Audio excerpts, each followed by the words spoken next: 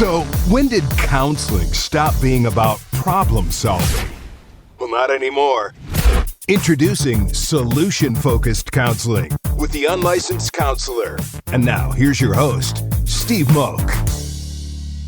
Well, hello again. My name is Steve Moak, and I am the unlicensed counselor. So grateful, as always, to be here and get to talk about some very exciting things and some topics, surprise, surprise, that I am very passionate about. And hopefully you are as well, too. I've been getting some great feedback, seeing some of the numbers come in. We're starting to build a little bit of an audience. Thank you so much. Please continue to like, subscribe, share, review, all the usual stuff that costs you nothing and really helps, a fledgling podcaster like myself start to build an audience out there. But before we get going, do want to thank our sponsors as well, too. Again, ShareTech, our friends at ShareTech have invented the most innovative drug and alcohol test that can detect all of the substances across the spectrum, not just a few that many of those Amazon cheapy types of tests.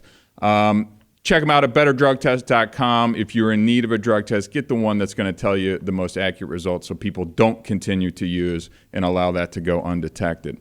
So again, thanks to our friends at ShareTech. And then again, our friends at Easy Sheets as well too. If you are a short-term rental host, please take a few minutes and get to easysheets.club and find out why you as a property management company or host should be using Easy Sheets and really helping those reviews from your guests as well, too. And then my next appeal to our friends at Stitch Fix, ship me out a box of clothes. This podcast is on video as well, too. I would love the support.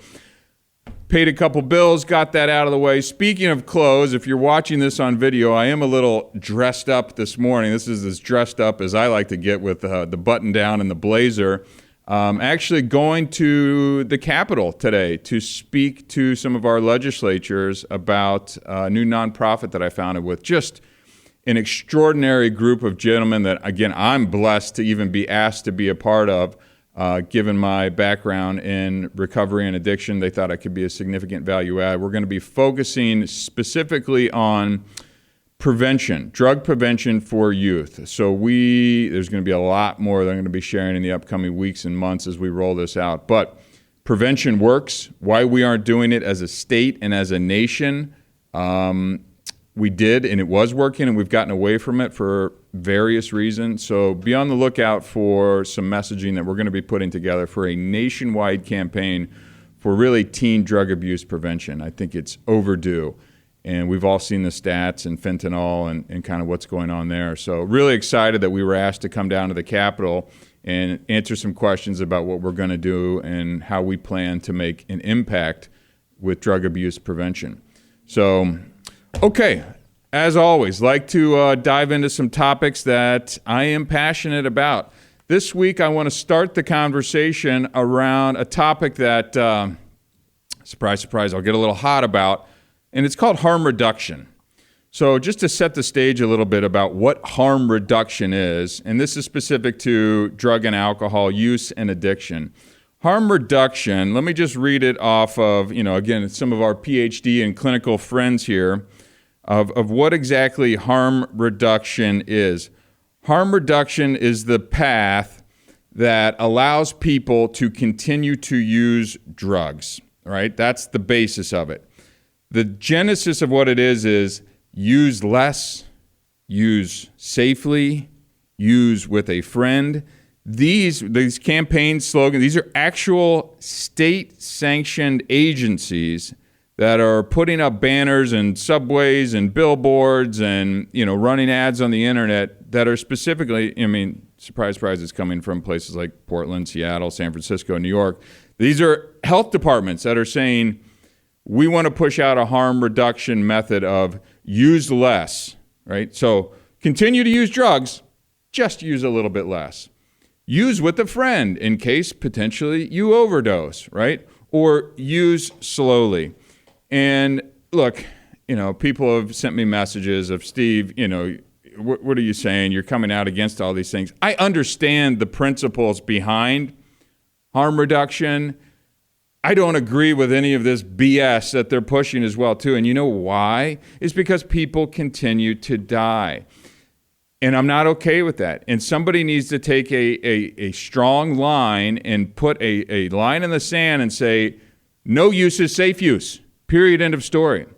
And one of the things that I believe in very strongly is that there is a 100% cure for addiction that is out there. It's never to start. It's don't even start. No use is safe use, not even once, right? And how come that is not a message versus what we are telling people is that it's okay to use. Let's just use a little bit less. Let's give you a safe place for you to go swap those needles. Let's give you a safe place to kind of use drugs out in the open, and we'll kind of lightly monitor and supervise that. The talking points on the other side are, well, we'll prevent HIV and disease transmission and things like that. Sure, those things may kill you over the long run, but what I know can kill you right now is when you get a hot dose of whatever it is, whether it's fentanyl or heroin or things that are all interlaced with all kinds of substances today. So I am pissed off that government agencies are sitting out here telling you that it's okay to use drugs, right? I couldn't agree with it more.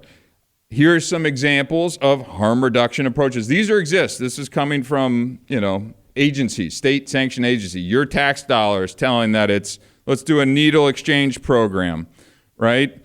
Let's do overdose prevention treatments like Narcan. So we want to make sure that you know how to bring someone back to life when they've overdosed, right? Safe use sites. Okay, so let's get together and let you have, someplace safe to shoot up.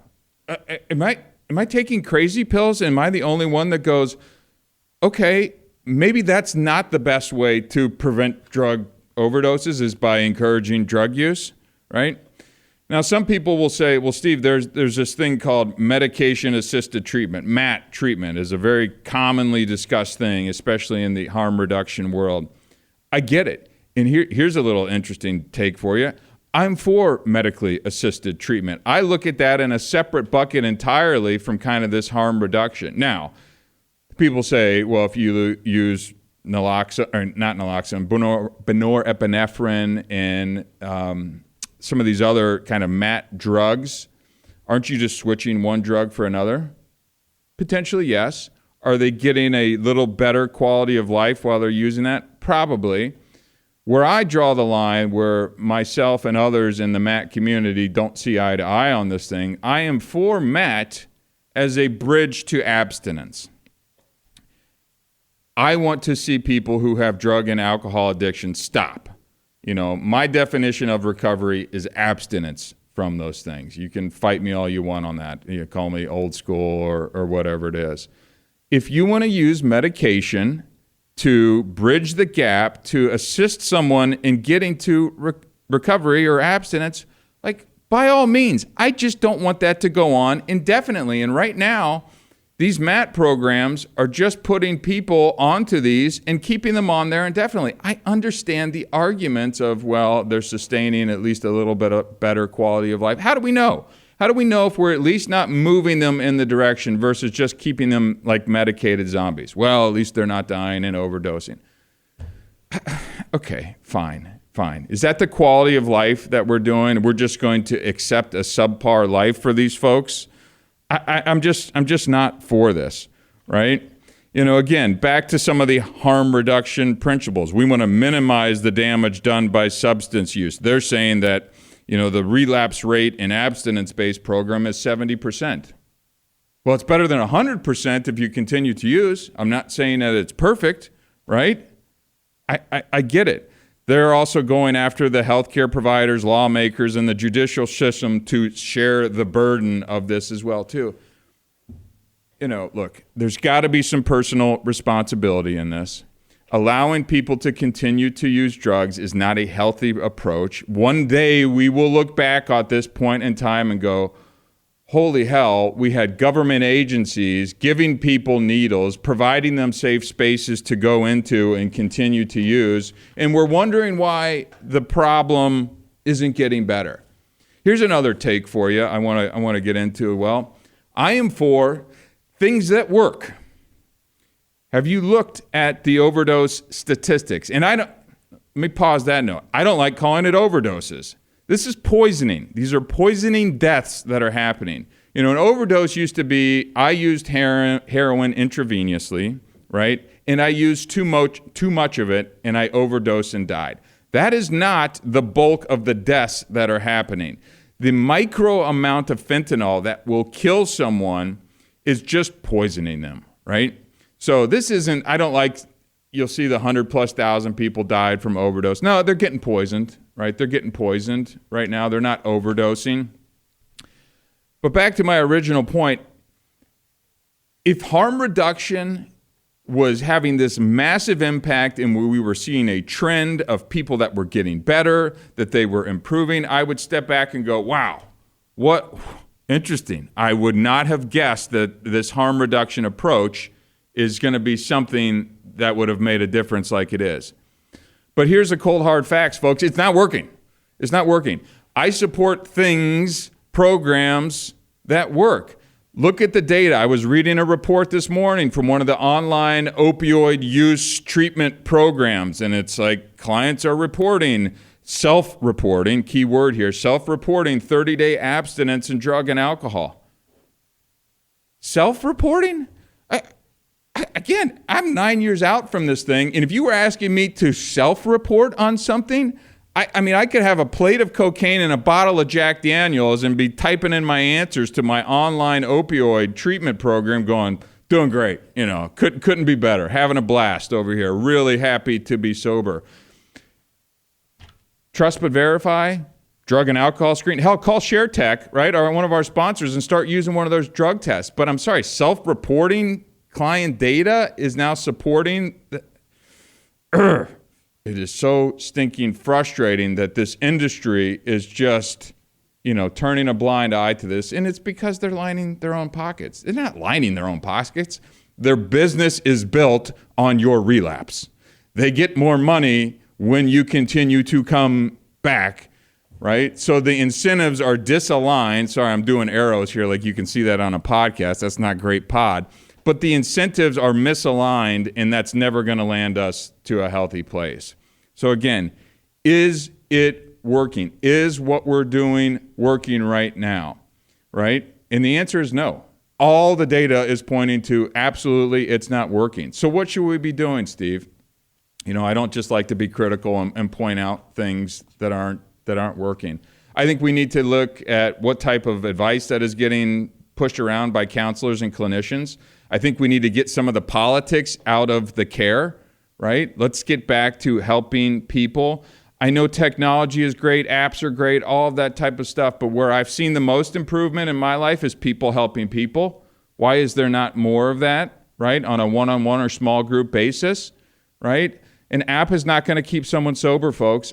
I've built them. I've seen it firsthand. That was one of my very first behavioral health startups is we built an app in a recovery coaching business. The app was nice. It's a nice little value add. The people talking to people on a daily basis for the first year is where we saw significant gains when another person takes interest in that person.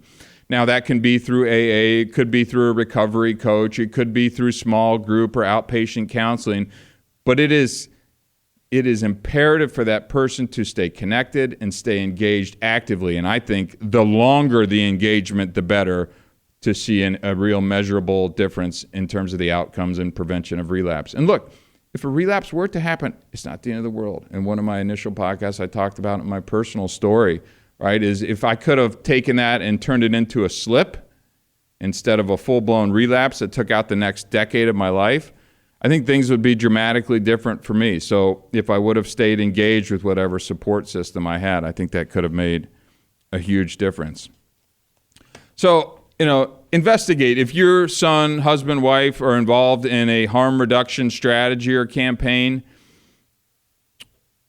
it's up to you, right? I can't sit here and tell you to do or not to do. I'm for medically assisted treatment, using medication as a bridge to helping people to abstinence and recovery. But I think all of these safe needle exchange programs and use safe, use left, I just think it's leading us down a bad path. And look, I firmly believe this, and again, unpopular opinion in the behavioral health world, this entire industry has a massive, let me say it again, has a massive credibility crisis, right? We are the laughing stock of healthcare, right? We have no outcomes.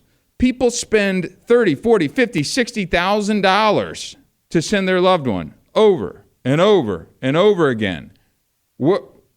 All of these admission criteria that you hear, 80% of our clients stay sober for up to 30 days, 60 days, 90. It's made up. There is no, the best ones give a survey, which again, I could be doing my survey, doing, a little bit of the nose candy and drinking my Jack while I'm filling out that survey.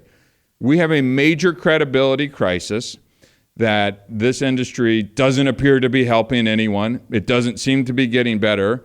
And all of these approaches just seem to land at the same old place. So why are we not shaking it up? Why are we not looking outside the box? Why are we looking at the people who are doing the day-to-day combat with folks and going, how can we do better, right?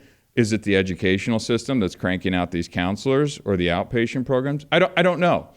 But I do think we as an industry in behavioral health need to take a good, hard look at what's going on and go, it's not working. People aren't getting better. So we got to change this thing up. It literally is the laughingstock of healthcare, and it shouldn't be. Outcomes, measurables, right? We need agencies that are, basically licensing facilities in a more stringent way.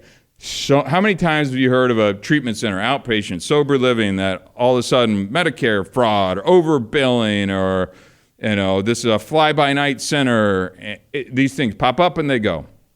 Why are we not doing a better job of self-regulating? And now we have all these online providers that are pushing out Adderall. Here's the big thing that you're going to see coming up now. Ketamine, right? There are I have friends in the industry who are open these places. Maybe there is some medical benefit to these ketamine treatments and things. I'm sure that there is. I can't speak to that. I've used it on a recreational basis and sure, like that a lot. So sign me up for that. So I do have some concerns around it.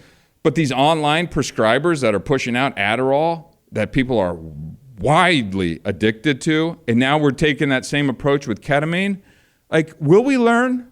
Will we ever learn? And the answer is no, because we keep just doing the same thing over and over again and hoping for a different outcome, right? Definition of insanity. I hate to use that because I think it's overused, but good God, is it accurate? Okay, I don't know. Maybe I had too much coffee this morning, but this harm reduction thing just pisses me off. And I hope you take a good hard look at that, or at least think about, why your loved one may be in that, if it's the best approach. Maybe it is, maybe it's not, but somebody has to speak on the other side of it, that abstinence, I think, is the preferred way to go for a better life overall. But that's up to you now. At least I shared my 2 cents on harm reduction or safe drug use. Okay, moving on to the next part of the show. Had some good questions come in to the old inbox as well, too. And again, I want to get back to solution-focused counseling as well, too. I think that's an important part of the show. You may not agree with everything I say, but I'm going to be direct and not really sugarcoat things. And I think more counselors and clinicians need to get back to this. I think talking is great. I think, actionable solutions are more helpful in improving people's life. And one of the things, I always like to take questions that I have a little bit of experience in, right? And this today was around co-parenting, divorce, co-parenting, co-parenting with the ex's husband or wife as well, too. And this is something that I do have a significant amount of experience in and can share some of the pros and cons and things I did right and some of the things I did wrong that may resonate with others. So in my last marriage, I came into the life of my stepson and daughter at age 2 and age 7. Their mom and I had met when we both got sober, and we were in a great place. We talked to our sponsors about it, and we're doing all the right things. And when we got together, he's a great guy. Nothing bad to say about him as a dad, but my wife at the time had a drinking problem, and they got divorced, as many people do, right? So when we started dating, I had no kids at the time, and I'm going, okay, all of a sudden I went from newly sober to now having 2 little ones in my house, and how best to do this. I saw that there's a great dad over here and a great mom over here too, who is obviously healing and getting better, and how do we want to do that? So we didn't talk about this enough early on, is the first thing I said. I didn't understand how how big a rift that this could create by not discussing how we parent, what the boundaries are between our family and, his family over there. And I think that's one of the biggest mistakes that I did. And my approach, and I thought it was the right one, was, okay, I want everything that's best for these kids. I want everything that's best for these kids. And so I intentionally and actively took a back seat, in letting her ex and her kind of parent these children. And it's not that I was wrong, it's that I didn't set boundaries around that.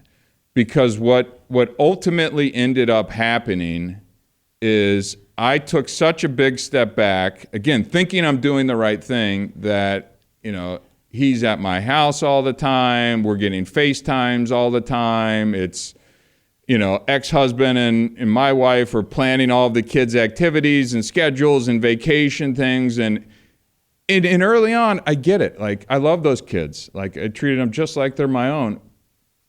But where it landed was that all of a sudden, we've got ex-wife, kids, Steve over here on an island, right? They didn't mean to do that. I don't think that they meant to do that, right? They didn't mean to kind of exclude me. But all of a sudden, the family that I had always wanted, and I was perfectly fine with kind of the modern family, the blended family, like I really was. But all of a sudden, it's like they still had this family, and Steve was over here just kind of along for the ride with what ex and wife are now dictating and planning our families and schedules around. And it got me frustrated. I didn't express that frustration very well. I would get upset and angry and things like that. I'll own that 100%. And again, there wasn't malice in this, but my lack of understanding and in my wife's, at the time, kind of lack of empathy around helping us set boundaries could have made the difference in our relationship potentially staying together or divorce, which is what ultimately happened. And I think it's important for those, because obviously divorce happens all the time. People have blended families and things like that. I was out with another girlfriend of mine just the other day at dinner when we were having this conversation. She's like, my ex-husband is really involved in my son and daughter's life. And I'm like, that's outstanding. But now try and think of it from the guy who may be coming into that, who would want to date you or potentially be your husband or something down the line. And how can we have our family and still have this person involved, but making sure that our family is the priority? And I just wanted to kind of highlight that. And I thought this question that got submitted, this gave me an opportunity to kind of speak to that point, because I think it's really important. And in looking back on it, I was sad. Like, I just wanted a family of my own, that kids who loved me and wanted to be a part of our family, but also had this great additional family, right? And unfortunately, I didn't know enough at the time to kind of have these conversations. I wasn't skilled enough at the time to kind of broach the conversation to say, hey, I'm feeling hurt. I'm feeling left out. I'm feeling like I'm not a part of the own family when everybody's FaceTiming and, X is over here and all that. Like, I want to take the kids to soccer practice and all this, that, and the other thing. And again, no slight to the other guy. He's just raising his kids. But it was on my wife, candidly, to really help draw those lines, and we never did. We never did. And that ultimately kind of led to a lot of stress in our relationship and me feeling frustrated and things like that. So as I'm looking at the future and dating, and obviously there's a strong chance that if I'm going to be dating out in the world, that the girl that I could have kids, and what knowledge and information can I bring to that and share that can hopefully set myself up, or if you're listening to this, yourself up for more successful co-parenting and kind of blended family down the road, because these are tricky topics. And this is one of the things that we didn't address at the time that really kind of bit us in the you-know-what down the road. So I hope that kind of helps, resonates, lands with a little bit of folks that are out there in the world. I think it's a really important topic, and I'm grateful for the listener who submitted this question. So really, that was what we had to talk about today on The Unlicensed Counselor. Hope you had a great time listening. Again, please do us a favor, like, share, subscribe, review. My name is Steve Moak, and I am The Unlicensed Counselor. Until next time, thank you very much.